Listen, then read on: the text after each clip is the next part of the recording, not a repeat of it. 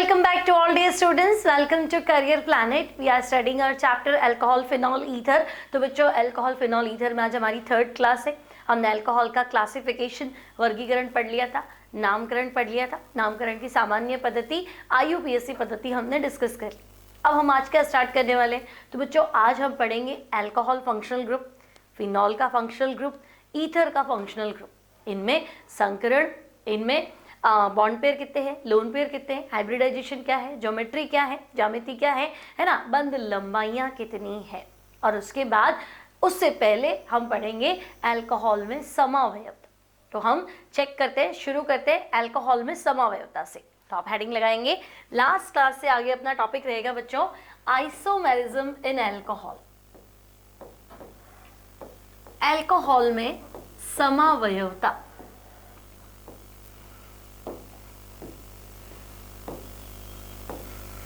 Isomerism in alcohol, alcohol में समावयव. अब बच्चों अल्कोहल का सामान्य सूत्र, अगर मैं आपसे जनरल फॉर्मूले की बात करूं तो अल्कोहल का जनरल फॉर्मूला, सामान्य सूत्र क्या है?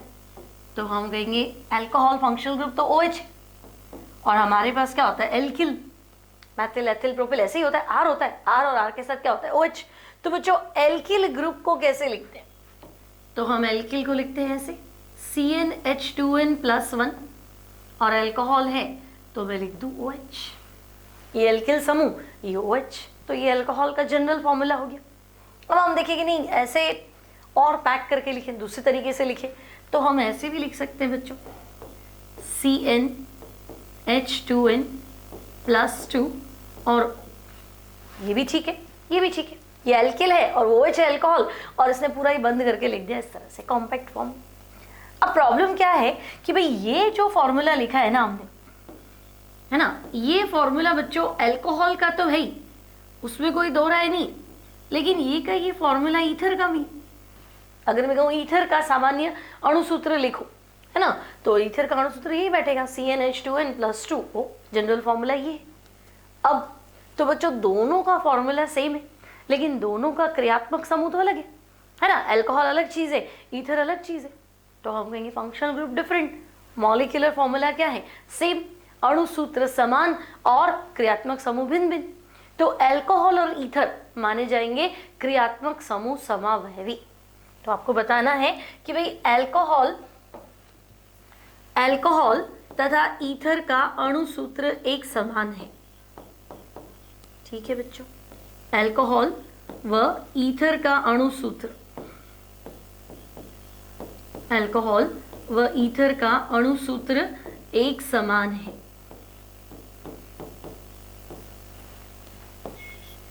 अणुसूत्र एक समान है परंतु इनके क्रियात्मक समूह, फंक्शनल ग्रुप. तो बच्चों इनके फंक्शनल ग्रुप, क्रियात्मक समूह भिन्न भिन्न है. ठीक है, इनके क्रियात्मक समूह भिन्न भिन्न है, डिफरेंट है. अतः ये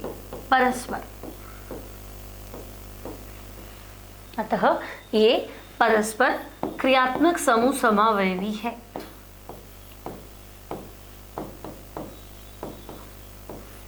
क्रियात्मक समूह समावयवी.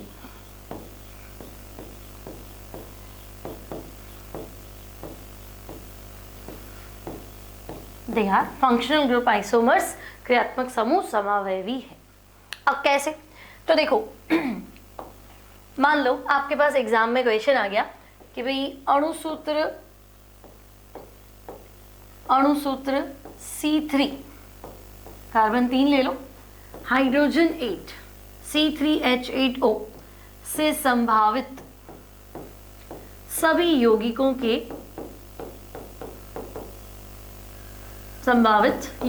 के या ऑल कंपाउंड्स लिख लेते ताकि सारे बना सके. सभी यौगिकों के संरचना सूत्र व IUPAC नाम दीजिए. ठीक है, फॉर्मूला रहेगा C3H8O. इससे पॉसिबल जितने भी कंपाउंड्स है सभी यौगिकों के संरचना सूत्र व IUPAC नाम दीजिए. ठीक है, मान लो ये आपका क्वेश्चन है।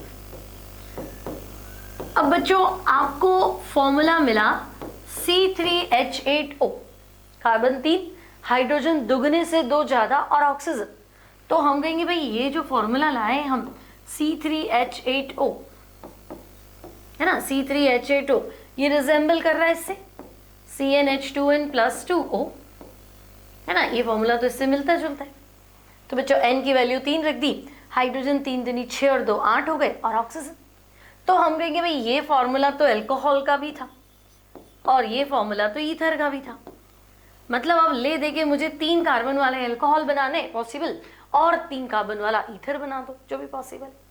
तो मैंने सोचा पहले अल्कोहल बना लेते। तो बच्चों 3 कार्बन वाला अल्कोहल, तो मैं 3 कार्बन सीधे लिख देती हूँ प्रोपेन और OH को 1 नंबर पे लगा लेती हूँ। तो प्रोपेन 1 ऑल, सही ना, प्रोपेन 1 ऑल,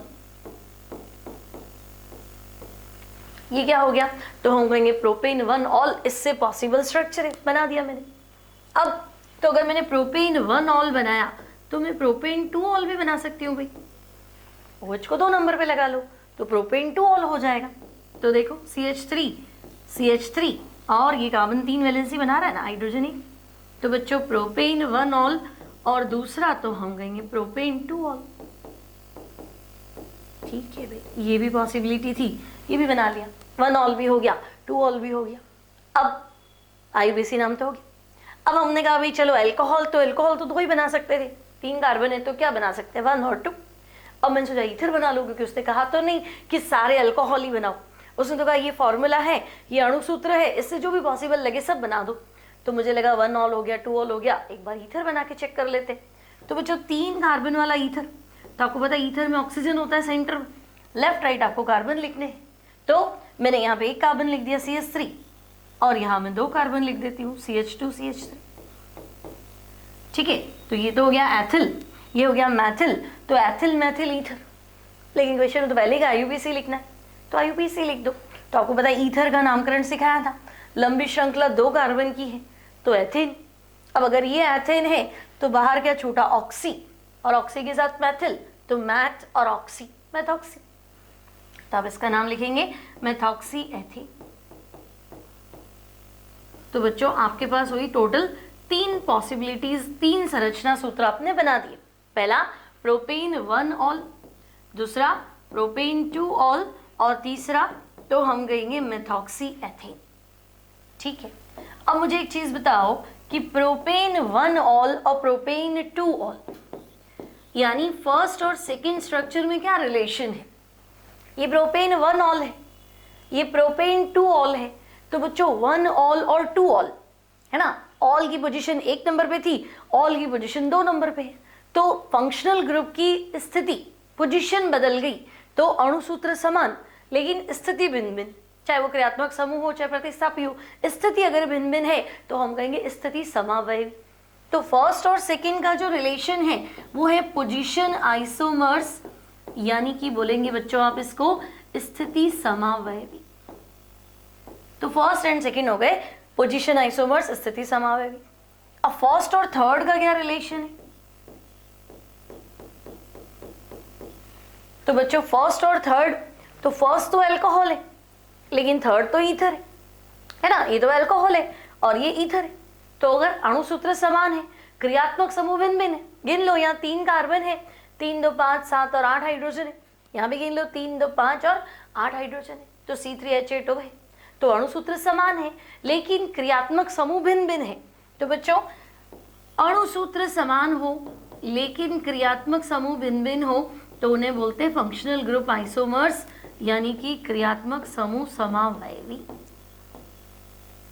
तो ये भी फंक्शनल ग्रुप आइसोमर्स है, क्रियात्मक समूह समावयवी है। अब सेकंड और थर्ड के बारे में क्या बोल रहे हैं आप चेक करें। तो देखो सेकंड तो बच्चों अल्कोहल है और थर्ड तो हम कहेंगे सेकंड अल्कोहल है, थर्ड ईथर है। तो एक अल्कोहल और एक ईथर है, यानी ये भी अपने आप में क्या है, तो हम कहेंगे ये भी फंक्शनल ग्रुप आइसोमर्स है, क्रियात्मक समूह समावयवी है। फंक्शनल ग्रुप आइसोमर्स, क्रियात्मक समूह समावयवी। क्लियर? तो आपको क्लियर हो गया अल्कोहल का जनरल फॉर्मूला क्या है। जो फॉर्मूला अल्कोहल का है वही फॉर्मूला ईथर का है। अणु सूत्र दोनों का समान है, लेकिन संरचना सूत्र भिन्न भिन्न है ना। संरचना में भी क्रियात्मक समूह भिन्न भिन्न, ठीक है। तो हम कहेंगे संरचना अलग अलग बनेगी क्योंकि क्रियात्मक समूह अलग अलग है। तो ये आपस में है क्रियात्मक समूह समावयवी, ठीक है। इस पे बेस्ड हमने एक क्वेश्चन कर लिया, है ना। अब एनसीईआरटी में और क्वेश्चन है, तो जब आपको एनसीईआरटी सॉल्यूशन देंगी तो इसके सॉल्यूशंस मिल जाएंगे आइसोमेरिज्म के, ठीक है। फिलहाल आपको समझ में आ गया कैसे करना है। आगे बढ़ते हैं बच्चों। अब आपके पास है अल्कोहल, फिनॉल और ईथर, इन तीनों फंक्शनल ग्रुप के स्ट्रक्चर्स। तो हम कहेंगे ओके। तो देखो बच्चों, अल्कोहल ROH, फिनॉल तो हम कहेंगे बेंजीन पे OH, और ईथर तो हम कहेंगे ROR। अब आपको पता है ऑक्सीजन पे 2 लोन पेयर होते हैं कि नहीं होते, है ना भाई। ऑक्सीजन के बाह्यतम कोश में कितने इलेक्ट्रॉन होते हैं? परमाणु क्रमांक कितना होता है ऑक्सीजन का? 8। ऑक्सीजन का परमाणु क्रमांक होता है 8। 8 में 1:2, 2 तो अंदर गए। पीछे कितने बचे? तो मैं कहूंगी 2:2, 2p4। बाह्यतम कोश में ऑक्सीजन के है 6। 6 में से ऑक्सीजन क्या कर रहा है? तो ऑक्सीजन 2 बॉन्ड बना रहा है, देखो लेफ्ट और राइट। यहाँ पे भी ये 2 बॉन्ड बना रहा है, लेफ्ट और राइट। तो मैं कहूंगी 2 ही बॉन्ड बना रहा है, 2 ही इलेक्ट्रॉन काम में ले रहा है, तो 4 बच गए ना। तो इन सब के पास, इन सब में अगर आप देखेंगे ना बच्चों, तो ऑक्सीजन क्या कर रहा है? 2-2 लोन पेयर सब में है ना, क्योंकि 2-2 इलेक्ट्रॉन पार्टिसिपेट कर रहे हैं, 4 बच गए। तो जो बचे हुए इलेक्ट्रॉन होते हैं, असहभाजित इलेक्ट्रॉन होते हैं, उन्हें बोलते हैं एकाकी इलेक्ट्रॉन युग्म, ठीक है। अब मैं कह रही हूँ कि भाई ये तीनों ठीक है भाई, ये अल्कोहल है, लिख देते हैं। चलो, ये आपका अल्कोहल है, ये आपका फिनॉल है, और ये ईथर है। अब हम क्या कर रहे हैं बच्चों? अल्कोहल भी हो गया, फिनॉल भी हो गया, ईथर भी हो गया। अब हम कह रहे हैं कि आप ऐसा करो, बॉन्ड पेयर और लोन पेयर गिनो। तो अल्कोहल में बॉन्ड पेयर गिनेंगे, बंधन युग्म कितने हैं? तो मुझे लग रहा है ये 2 ही बॉन्ड बना रहा है बॉन्ड पेयर। तो लोन पेयर कितने हैं? तब भी तो।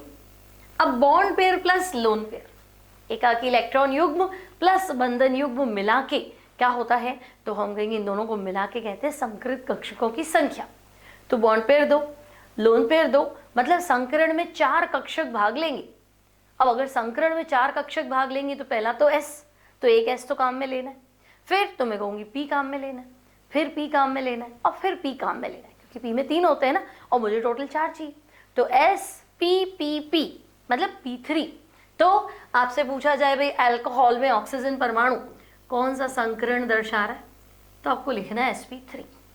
सेम चीज यहाँ पे है बच्चों, बॉन्ड पेयर कितने हैं? तो हम कहेंगे फिनॉल 2 ऑक्सीजन, एक ऑक्सीजन 2 बॉन्ड बना रहा है। लोन पेयर मतलब एकाकी इलेक्ट्रॉन युग्म, तो भी 2, संकरण तो sp3। सिमिलरली यहाँ पे भी आ जाएगा, बॉन्ड पेयर 2, लोन पेयर 2, और संकरण तो बच्चों sp3, ठीक है।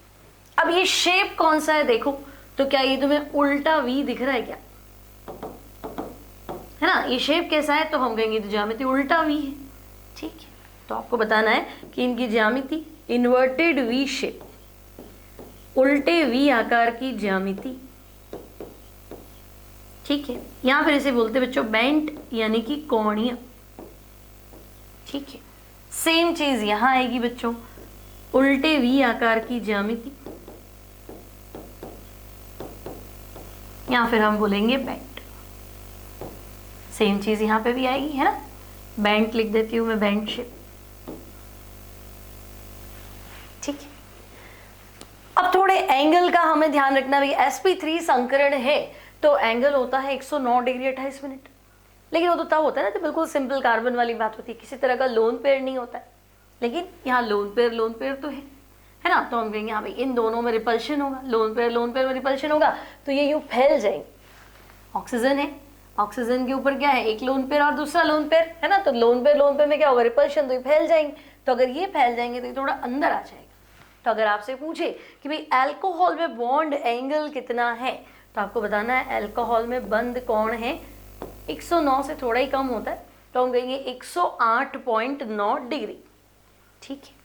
फिनॉल में, तो भाई फिनॉल में ये sp2 हाइब्रिडाइज्ड कार्बन है वैसे भी, तो यहाँ एंगल आपका वही रह जाएगा 109 डिग्री के आसपास, लमसम कोई ज़्यादा फर्क नहीं आता।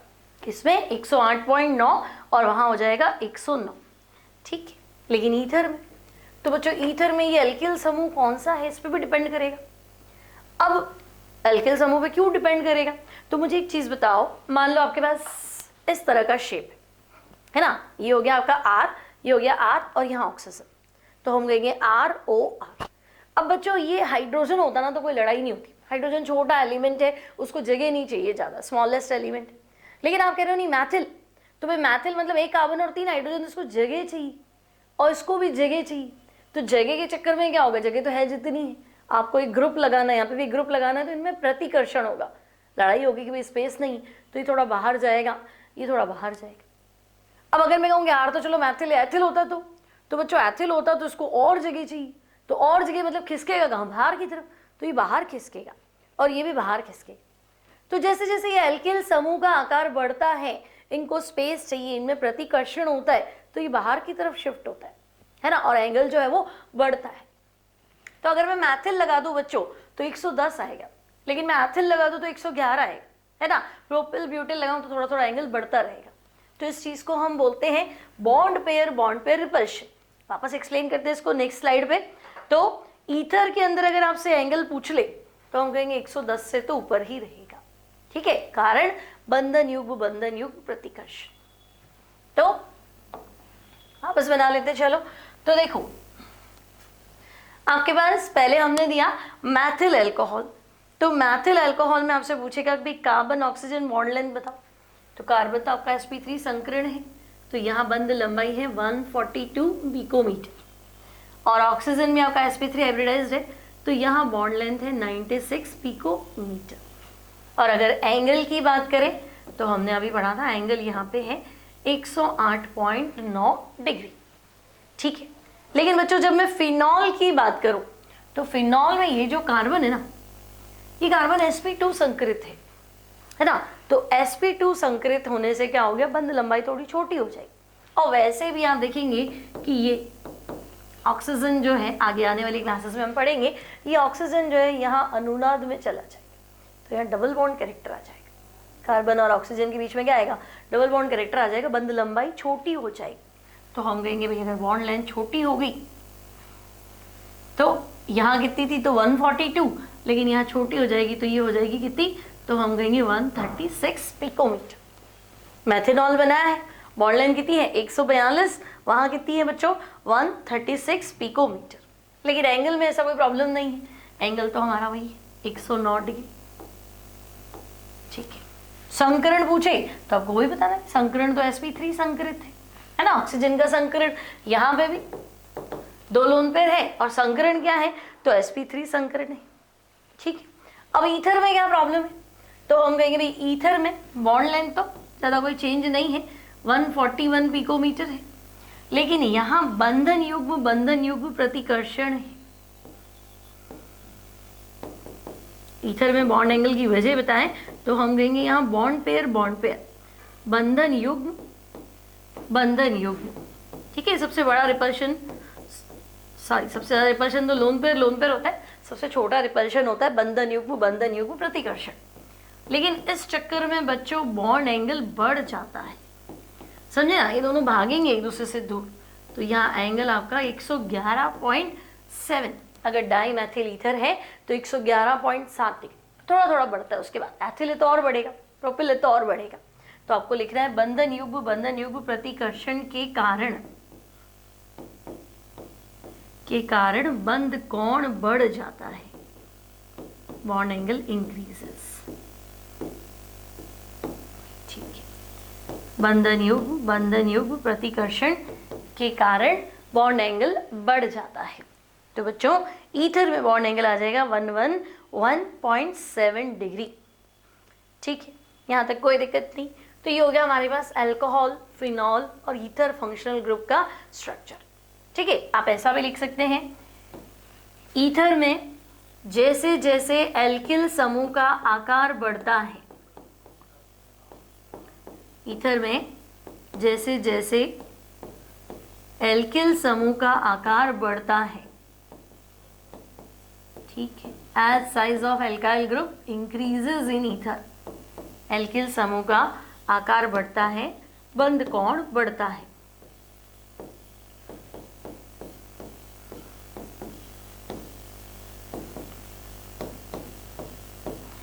ठीक है, अगर 4 ऑप्शन हो, 111 नहीं हो, 110 हो, तब भी करेक्ट। लगभग 110 के बाद ही रहता है एंगल, है ना। जनरली sp3 में 109 होता है, ईथर में 110 और उसके बाद चलता है। ठीक है, आगे बढ़ते हैं।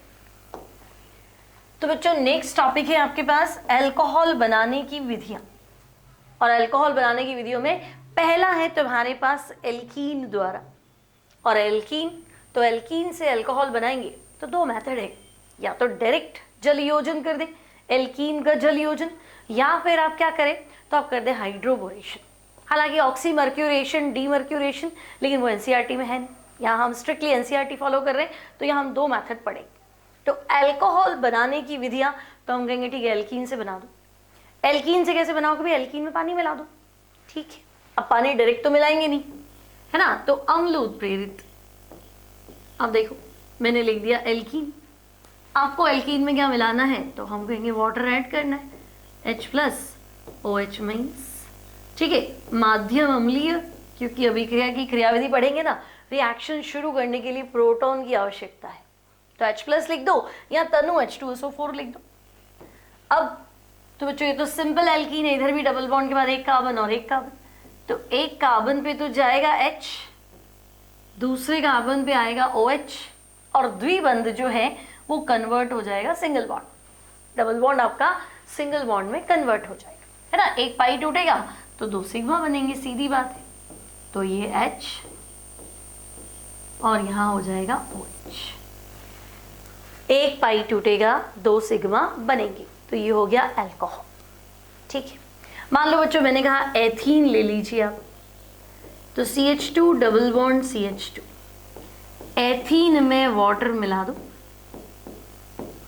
ठीक है, क्वेश्चन आएगा क्या होता है जब एथीन का जल योजन तनु H2SO4 की उपस्थिति में करते, तो कर दो, सिंपल है। क्या करोगे बोलो, एक कार्बन को H दे दो, एक को OH दे दो, और डबल बॉन्ड सिंगल बॉन्ड में कन्वर्ट कर दो, है ना। ये तो पढ़ा है ना, एक पाई टूटता है तो 2 सिग्मा बनते हैं। ठीक है, तो योगात्मक अभिक्रिया है, इधर H दे दिया, इधर OH दे दिया, और ये सिंगल हो जाएगा। तब आपका आंसर हो गया CH3। CH2 तो पहले से ही था, H दे दूंगी तो क्या हो गया CH3, सिंगल बॉन्ड CH2, और इसको OH दे दो, तो ये हो गया एथेनॉल। तो हम कहेंगे चलो एथेनॉल, अल्कोहल और ये एथेनॉल। अब मैं कहूंगी नहीं, आप ऐसा करो प्रोपीन ले लो, प्रोपीन का जल योजन कर दो। तो हम लेते हैं बच्चों प्रोपीन, और आपसे कहा जाएगा लो प्रोपीन है, पानी मिला दो। तो प्रोपीन का जल योजन करना है डाइल्यूट H2SO4 की प्रेजेंस में। ठीक है, अब तो बच्चे यहाँ तो सममित एल्कीन थी, कोई फर्क नहीं पड़ा, इधर H इधर OH, उल्टा कर दे तो इधर H इधर OH, तो भी एथेनॉल है। अब एथेनॉल तो 1 ही होता है ना, 2 3 तो होता नहीं। लेकिन प्रोपीन में तो हम कहेंगे भाई इधर H दूं इधर OH दूं, या इधर OH दूं इधर H दूं, गड़बड़ है ना। तो बच्चों प्रोपीन का जल योजन फॉलो कैसे करेगा, तो हम कहेंगे मार्कोनिकॉव। हमने शुरू से ही पढ़ रखा है, जब भी असममित एल्कीन, समझे ना, असममित मतलब देखो डबल बॉन्ड कि इधर एक कार्बन इधर 2 कार्बन, तो बच्चों असममित एल्कीन में जब भी ध्रुवीय अणु आक्रमण करता है तो ये मार्कोनिकॉव के नियम का पालन करता है। अब मार्कोनिकॉव सबको याद है, नहीं याद है तो याद कर लो, माइनस वहां जाएगा जहां हाइड्रोजन कम है, सीधी और साफ बात, माइनस वहां जाएगा जहां हाइड्रोजन कम है, मतलब ये रहा माइनस, और ये यहां जाएगा जहां H कम है, तो ऑब्वियसली प्लस वहां आएगा जहां ये H ज्यादा है। तो अब आपको दिखा कि भाई OH तो 2 नंबर पे चला गया और H 1 नंबर पे चला गया, तो हम कहेंगे ये हो गया CH3, CH OH CH3, तो ये बनेगा प्रोपेन टू ऑल। ऊपर वाला तो एथेनॉल है, नेक्स्ट तो हम कहेंगे प्रोपेन टू ऑल। ठीक है, तो एथेनॉल प्रोपेन टू ऑल, और ये सिंपल रिएक्शन है कि भाई एल्कीन में पानी मिला दो। बहुत ही सरल अभिक्रिया है, जिनको डाउट आता है कि मेरे को ऑर्गेनिक याद नहीं होती तो सिंपल एल्कीन लिखना आता है, पानी मिला दो तो HOH। अब डायरेक्ट पानी मिलाने से कोई रिएक्शन थोड़ा ना होती है ना, कुछ तो चाहिए ना कैटालिसिस, तो हमने एज अ कैटालिस्ट क्या ले लिया, अम्ल ले लिया, प्रोटॉन ले लिया। अभी मैकेनिज्म में आ जाएगा क्यों। ठीक है, तो बच्चों इधर H दे दो इधर OH दे दो, डबल बॉन्ड सिंगल बॉन्ड, कितनी रिएक्शंस निकल गई, देखो 3 निकल गई, सिंपल सा काम है। अब आपकी बुक में इसका मैकेनिज्म भी है, तो हम इसका मैकेनिज्म स्टडी करेंगे। तो देखो मैकेनिज्म, एल्कीन के जल योजन की क्रियाविधि 3 पदों में पूर्ण होती है।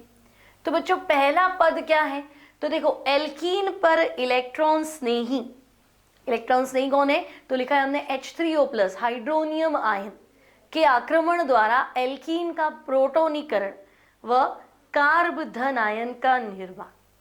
तो स्टेप 1। अब देखो मैंने कहा था भाई एल्कीन में पानी मिला दो, है ना, लेकिन मैंने कहा था अम्लीय माध्यम में मुझे प्रोटॉन चाहिए रिएक्शन को उत्प्रेरित करने के लिए, डायरेक्ट तो होगी नहीं। तो मुझे एक चीज बताओ कि प्रोटॉन के अकेले का तो कोई अस्तित्व है ही नहीं। आपने छोटी क्लासेस में पढ़ा होगा 11th क्लास में कि भाई प्रोटॉन कभी भी अकेला नहीं रहता, प्रोटॉन जब भी पानी में गया तो वो H3O+ बना लेता और इसका नाम है हाइड्रोनियम आयन। ठीक है, तो अब भले ही मैंने लिखा है हाइड्रोनियम आयन और तुम्हें लग रहा है H3O+, लेकिन इसका मतलब प्रोटॉन ही है। जब भी मुझे प्रोटॉन चाहिएगा तो मैं ऐसे नहीं लिखूंगी H+, मैं लिखूंगी हाइड्रोनियम आयन। बुक में भी तुम अगर क्वेश्चन सॉल्व करोगे तो एरो पे लिखा होगा H3O+, मतलब अम्लीय माध्यम में जल योजन कह रहा है वो, चाहे जल योजन बोले चाहे जल अपघटन बोले, लेकिन वो कह रहा है प्रोटॉन ले लो आप काम में। तो प्रोटॉन लेना है तो मैं सीधा नहीं लिखूंगी, मुझे हाइड्रोनियम आयन लिख रहा है। लेकिन जब भी हाइड्रोनियम आयन होगा तो मानना ही कि अच्छा प्रोटॉन से अटैक कराना है, प्रोटॉन से रिएक्ट करना है। ठीक है, अब एल्कीन पे तो मान लो फिलहाल मैंने ले लिया एल्कीन एथीन। ठीक है, अब बच्चों एल्कीन पे प्रोटॉन आ रहा है अटैक करने, तो मुझे बताओ हाइड्रोनियम आयन ऐसा है H3O+ प्लस तो ऑक्सीजन पे, लेकिन मुझे इस पूरे से क्या मतलब है, मुझे तो खाली प्रोटॉन चाहिए, है ना। तो बच्चों प्रोटॉन क्या है, तो मैं कहूंगी प्रोटॉन तो इलेक्ट्रॉन स्नेही है, इलेक्ट्रॉन को स्नेह करने वाला। ठीक है भाई, तो प्रोटॉन आपका इलेक्ट्रॉन स्नेही है। अब इससे होगा क्या, तो मैं यहां से प्रोटॉन निकाल लूं, मतलब ये बॉन्ड में वापस तोड़ देती हूँ, तो वाटर तो चला गया अपना, ये प्रोटॉन। तो बच्चे ये प्लस आया है तो ये ढूंढेगा ना माइनस का है, वहां जाके दवा बोलो, है ना। तो हम क्या देखेंगे कि देखो ये पाई बॉन्ड है, एक सिग्मा एक पाई, पाई कमजोर है, तो ये बॉन्ड उठ के मान लो यहाँ टूट गया। सब में तेल की ने कोई फर्क तो पड़ना नहीं, कहीं तोड़ दो, तो मैंने सोचा ये बॉन्ड यहाँ टूट गया। तो बच्चों आपको पता है जहाँ तीर आता है वो हिस्सा नेगेटिव, और जहाँ टेल आती है, जहाँ पूंछ आती है, वो हिस्सा पॉजिटिव। तो अगर ये नेगेटिव है तो ये प्रोटॉन इससे चिपक जाएगा, CH2- और प्रोटॉन H+ क्या हो जाएगा CH3, पीछे बचेगा CH2+, क्योंकि बॉन्ड तो टूट ही गया, अगर ये माइनस है तो ये प्लस है। ठीक है, तो मैंने देखा CH2- प्रोटॉन ले लिया तो CH3 और CH2+। एथिल कार्ब धन आयन, अब कार्ब धन आयन भाई 3 डिग्री होता तो बहुत ही बढ़िया होता, 2 होता तो भी चला लेते, 1 डिग्री है। ठीक है, तो ये स्टेप आपका रिवर्सिबल है। ओके, तो ये 1 डिग्री कार्ब धन आयन है, तो फिलहाल हमने लिखा कि भाई चलो योगात्मक अभिक्रिया चल रही है, तो ये आपका हो गया एथिल कार्ब धन आयन। ओके, तो स्टेप 1 क्लियर। स्टेप 1 आपको दिया है कि भाई एल्कीन पे प्रोटॉन का आक्रमण होगा जो कि इलेक्ट्रॉन स्नेही है, एल्कीन का प्रोटोनीकरण हो जाएगा और बनेगा क्या, तो हम कहेंगे कार्ब धन आयन बन जाएगा। अब तुम सोचो कि ये कार्ब धन आयन है, प्लस है, तो प्लस पे कौन अटैक करता है, जिसको प्लस चाहिए। प्लस किसे चाहिए, तो हम कहेंगे नाविक स्नेही। अगर पहला आक्रमण इलेक्ट्रॉन स्नेही का हुआ है तो अब दूसरा आक्रमण किसका होगा, नाविक स्नेही। तो ये जो आपका एथिल कार्ब धन आयन है, इस पे नाविक स्नेही का आक्रमण कराना है, तो हम कहेंगे ठीक है भाई ये CH3 CH2+। अब नाभिक स्नेही कौन है, तो हम कहेंगे या तो माइनस हो या इलेक्ट्रॉन रिच स्पीशीज हो। तो मुझे बताओ कि वाटर तो आपके पास पड़ा था ना, प्रोटॉन के बाद वही क्या पड़ा था, है ना। इसने प्रोटॉन छोड़ा तो माध्यम में क्या पड़ा है, वाटर तो पड़ा ही है इसके पास, वो आ तो दावा बोल जाएगा। ठीक है, हमने स्टेप 2 में लिखा है ये, तो हम कहेंगे भाई ये वाटर है और ऑक्सीजन पे लोन पेयर तो है ही ना, है ना। तो ऑक्सीजन क्या करेगा, लोन पेयर के थ्रू उस पर अटैक कर लेगा। ठीक है, तो बच्चों ऑक्सीजन आपका क्या है, तो हम कहेंगे ऑक्सीजन तो नाभिक नहीं है बस, तो ऑक्सीजन नाभिक नहीं है तो ये इस पे धावा बोल देगा। ठीक है, अब तो हम कहेंगे अब ये हो गया CH3 CH2, ये ऑक्सीजन ने इस पे धावा बोल दिया एक बार, लेकिन ऑक्सीजन खुद भी प्लस हो जाएगा, संयोजकता 3 हो गई। ये तो या तो मैं कह दूं देखो अल्कोहल तो बन गया लेकिन प्रोटोनेटेड अल्कोहल है, CH3CH2OH तो है, एक प्रोटॉन एक्स्ट्रा है, तो हम ऐसे भी लिख सकते हैं कि ये प्रोटोनीकृत अल्कोहल है, प्रोटोनीकृत अल्कोहल या एथेनॉल भी लिख सकते हैं, एक्चुअली है तो एथिल अल्कोहल ना, तो प्रोटोनेटेड एथेनॉल।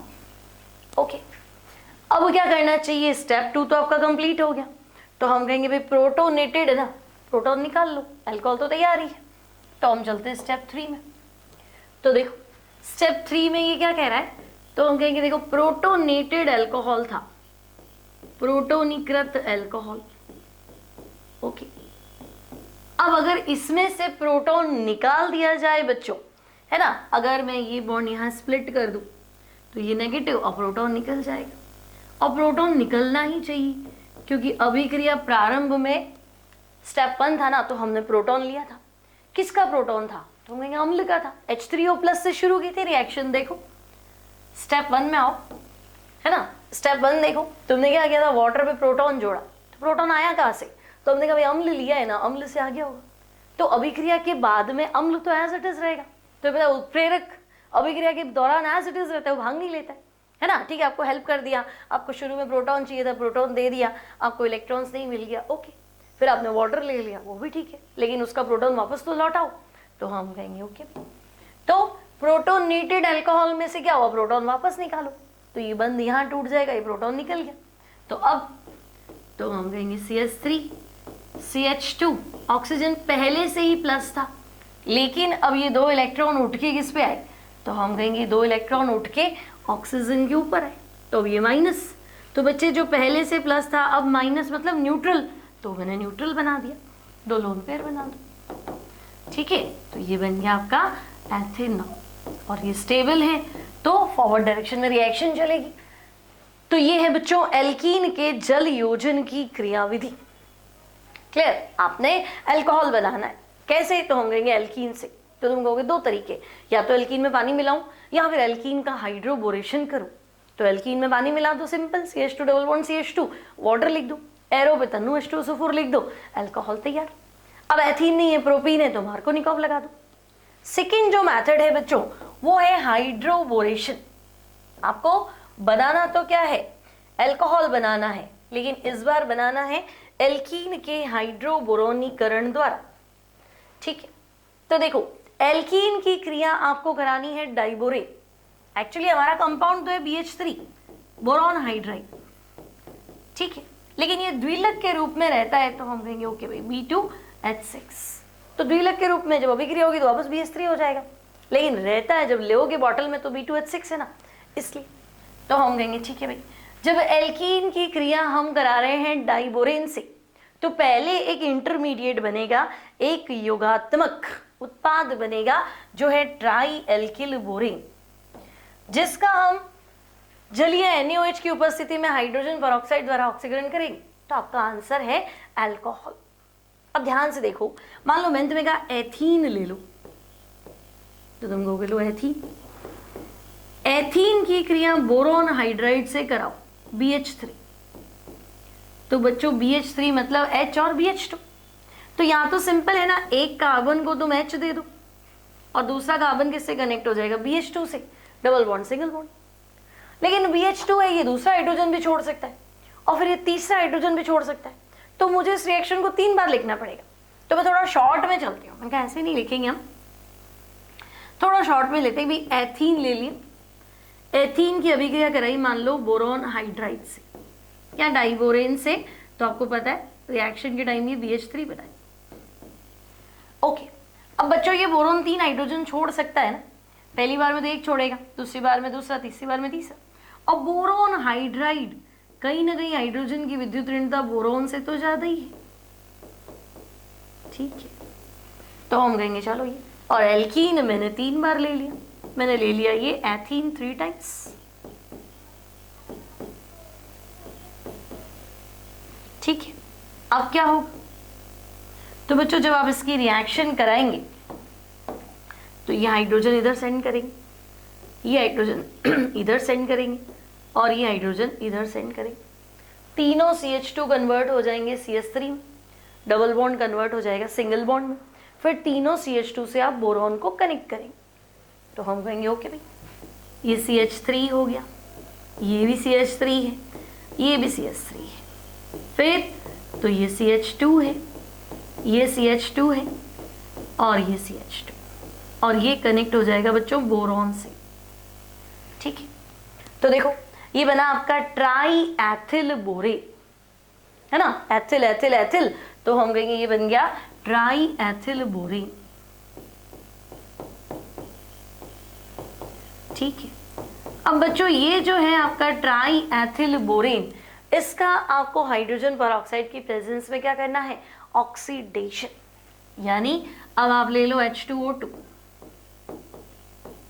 ठीक है, 3 टाइम्स, और इसका कर दो ऑक्सीकरण, तो ये बॉन्ड आपका टूट जाएगा इधर क्षारीय माध्यम के अंदर, और ये स्प्लिट हो जाएगा यहाँ से, ये एथिल, ये एथिल, ये एथिल, तो बच्चों 3 तो बन जाएंगे एथेनॉल, CH3CH2OH, 3 अणु तो बन गए आपके एथिल अल्कोहल, और बाकी क्या बना, तो हम कहेंगे BOH होल थ्राइस, जो कि वापस पुनर्विन्यासित होके क्या बनाएगा, H3BO3, भाई B है, OH कितने, तो हम कहेंगे 3, तो BOH होल थ्राइस, या फिर ये हो जाएगा बच्चों बोरिक एसिड, यानी कि H3BO3। ठीक है, तो ये हो गया हमारा एथीन का हाइड्रोबोरेशन। ठीक है, एथीन का हाइड्रोबोरेशन। ओके, अब हम नेक्स्ट रिएक्शन देखते हैं। तो बच्चों एथीन की जगह मान लो आपको दे दिया भाई प्रोपीन का हाइड्रोबोरोनीकरण करो, तो ले लेते हैं हम, चलो मान लो मैंने ले लिया propene CH3CH double bond CH2। ठीक है, अब आपको पता है हाइड्रोबोरेशन है तो हम 3 बार रिएक्ट कर लेते हैं। ठीक है, अब बच्चों इसको समझने के 2 तरीके हैं। जैसे एक तो मैंने आपको समझा दिया कि भाई बोरॉन हाइड्राइड में बोरॉन प्लस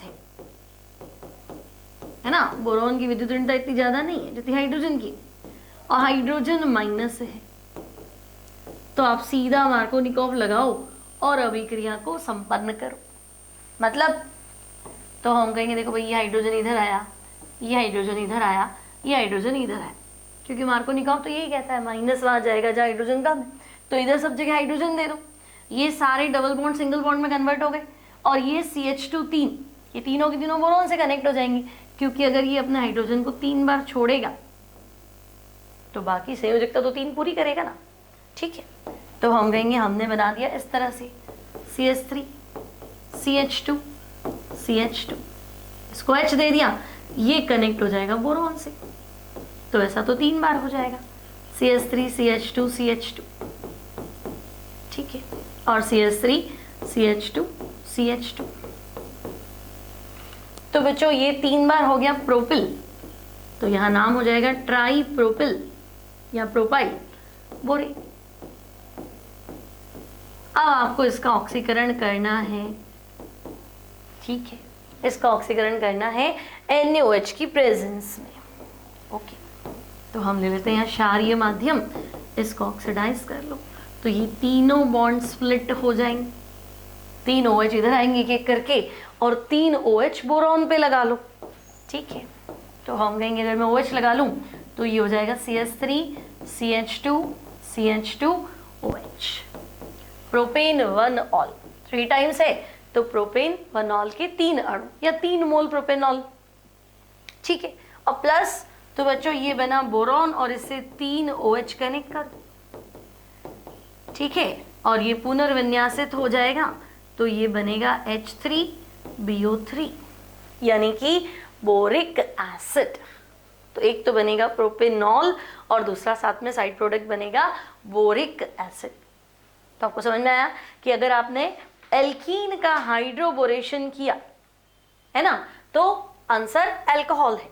लेकिन अब तुम ध्यान से देखो, पहले स्टेप में प्रोपीन में H गया है, गया तो बोरॉन भी है, लेकिन बोरॉन तो वापस निकल गया। दूसरे स्टेप में प्रोपीन में क्या गया, OH गया, कार्बन गया, मतलब कार्बन पे OH गया। तो पहले में तुमने H ऐड किया, दूसरे में OH, तो H पहला स्टेप, OH दूसरा स्टेप, तो इनडायरेक्ट वाटर ही तो ऐड किया है ना। तो जब मैंने प्रोपीन में डायरेक्ट पानी मिलाया था, देखो अभी हमने जल योजन किया था ना एल्कीन का, तो अगर हमने प्रोपीन में डायरेक्ट वाटर मिलाया होता, ये रहा प्रोपीन और डायरेक्ट पानी मिलाओ, तो तुम्हारा आंसर प्रोपेन टू ऑल था, है कि नहीं। लेकिन जब मैंने प्रोपीन का हाइड्रोबोरेशन किया तो बच्चों मेरा आंसर जो है वो प्रोपेन 1 ऑल है। तो एक तो मैं ऐसे समझा सकती हूँ, देखो रिएक्शन मार्कोनिकोव के अकॉर्डिंग हुई है, मार्कोनिकोव से कोई झंझट नहीं, वहां पे भी मार्कोनिकोव से हुई थी लेकिन आंसर 2 ऑल था, ये भी मार्कोनिकोव से हुई तो आंसर 1 ऑल है। तो बहुत बहुत बच्चे लिख देते कि एंटी मार्कोनिकोव। अभिक्रिया तो मार्कोनिकोव के हिसाब से हुई, माइनस वहां गया जहाँ हाइड्रोजन कम है, अब माइनस ही आपका हाइड्रोजन है तो मैं क्या कर सकती हूँ, हर बार हाइड्रोजन प्लस होता है, लेकिन हाँ इसमें हाइड्रोजन माइनस है। और दूसरा इसको आप ऐसे भी समझा सकते हैं कि भाई ये प्रोपीन था, ठीक है, और जब मैं प्रोपीन की अभिक्रिया बोरॉन हाइड्राइड से कराती हूँ, है ना, तो ये बोरॉन तो प्लस है, ये हाइड्रोजन माइनस है ना। यहाँ पे प्लस माइनस का झंझट अगर नहीं भी रखे, मान लो नहीं भी पता है, तो भाई ये ना बीच वाला कार्बन है, यहाँ छोटा समूह आक्रमण करेगा, भीड़ कम होने की वजह से। हाइड्रोजन छोटा है तो एडजस्ट हो जाएगा, लेकिन बोरोन बड़ा है, इसको साइड में अटैक करना पड़ेगा ताकि वो इस तरह का ट्राई अल्काइल बोरेन बनाए। समझे मेरी बात, ये डायरेक्ट इधर अटैक नहीं कर सकता, फिर 3 अल्किल तो भीड़ हो जाएगी, त्रिविम विन्यासी बाधा हो जाएगी। तो आपकी बुक में इस तरह से लिखा है कि भाई CH3, फिर इसको H दिया तो ये CH2, फिर ये CH2 और इससे हमने कनेक्ट करना है BH2, फिर एक बार और अभिक्रिया करा दो तो डाई अल्किल बोरेन हो जाएगा, और फिर एक बार और करा दो तो ट्राई अल्किल बोरेन हो जाएगा, फिर आप ऑक्सीकरण करो। हमने इसको डायरेक्ट कर लिया शॉर्ट में, है ना, नहीं तो बहुत लेंदी हो जाएगी रिएक्शन, 4 स्टेप में हो जाएगी, ठीक है। एग्जाम में वैलिड है, कोई दिक्कत नहीं है, नंबर वंबर कहीं नहीं कटेंगे, ठीक है। अब हुई अभिक्रिया कैसे, तो मार्कोनिकोव से ही हुई, है ना। देखो इस अभिक्रिया में द्विबंधित कार्बन परमाणु पर बोरोन का योग इस प्रकार होता है कि बोरॉन परमाणु उस sp2 संकृत कार्बन पर जुड़ता है जिस पर पहले से ही हाइड्रोजन परमाणु उपस्थित हो। मतलब बोरॉन वहां जाएगा जहां हाइड्रोजन ज्यादा हो, जिसमें पहले से ही हाइड्रोजन परमाणु क्या हो, उपस्थित हो। तो हाइड्रोजन तो दोनों पर थे, तो हमें लिखना है जिस पर पहले से ही अधिक हाइड्रोजन परमाणु उपस्थित हो, क्योंकि एक CH था एक CH2 था ना। देखो जब आपने रिएक्शन कराई तो H तो इधर भी H तो इधर भी, तो फिर ये जाएगा कहाँ, तो ये वहां जाएगा जहाँ हाइड्रोजन ज्यादा है, ताकि भीड़ कम हो जाए। हाइड्रोजन तो छोटा छोटा आइटम है ना, तो यहाँ भीड़ कम है, ठीक है। तो बोरॉन वहां अटैक करेगा जिस कार्बन पे हाइड्रोजन पहले से ज्यादा हो। यानी इस प्रकार अल्कोहल ऐसी दिखती है कि वो एल्कीन के एंटी मार्कोनिकोव जल योजन से बनी है, परंतु अभिक्रिया मार्कोनिकोव के अनुसार ही हो रही है ना, उसमें कोई लड़ाई नहीं है। हाँ ठीक है, प्रोडक्ट हमें एंटी मार्कोनिकोव मिला है, ठीक है। और हमने ऐसा किया है कि हम डायरेक्ट पानी मिला लेते, तो भाई अगर मुझे प्रोपीन से प्रोपेन टू ऑल चाहिए तो मैं पानी मिला दूंगी, लेकिन मुझे नहीं चाहिए प्रोपेन टू ऑल, मुझे तो प्रोपेन 1 ऑल चाहिए, तो मैं कहूँगी अब मैं बोरोन हाइड्रोबोरेशन कर देती हूँ, ईजी रहेगा। और ईल्ड प्रोडक्शन लब्धि तो इसमें बहुत ज़्यादा होती है, इसलिए हम हाइड्रोबोरेशन को इंपॉर्टेंस देते हैं डायरेक्ट पानी मिलाने के कंपैरेटिवली, ठीक है। अब कुछ प्रॉब्लम्स देख लेते हैं बच्चों इस पे बेस्ड।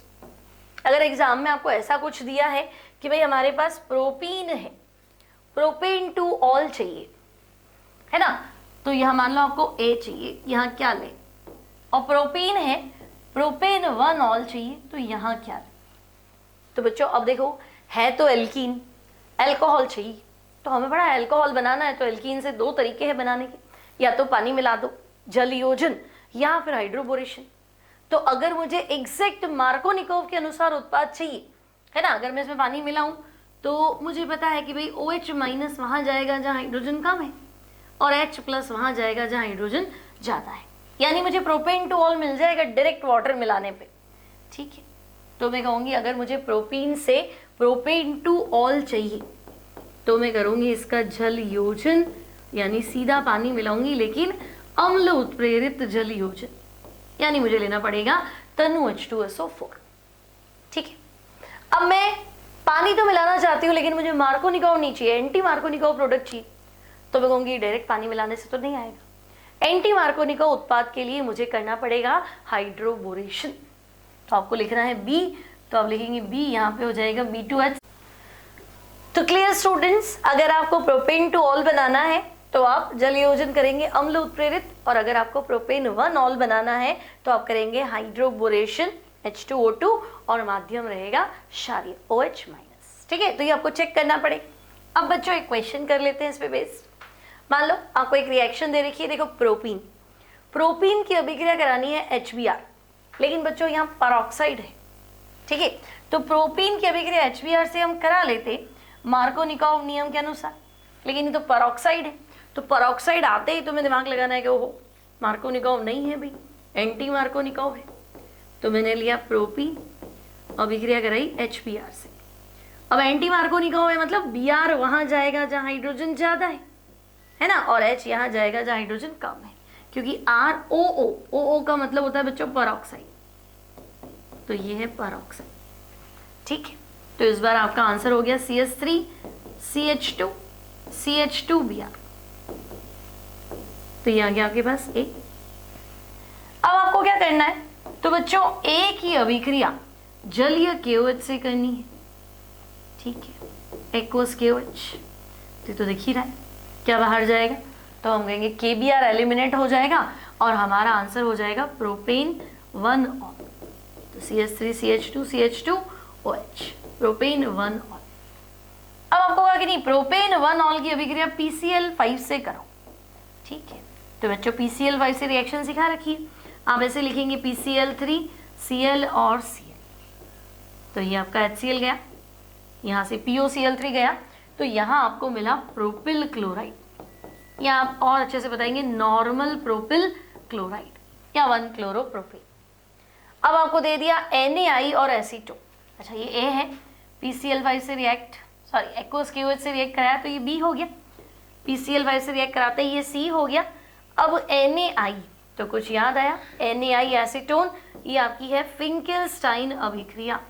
तो बच्चों फिंकेलस्टाइन में क्या होगा, तो हम कहेंगे I रिप्लेस हो जाएगा Cl से, तो NaCl बाहर चला जाएगा और आपको वापस मिल गया CH3 CH2 CH2Cl, यानी कि D यानी कि 1 क्लोरोप्रोपेन। तो ये आपने आइडेंटिफाई कर लिया A, B, C और D।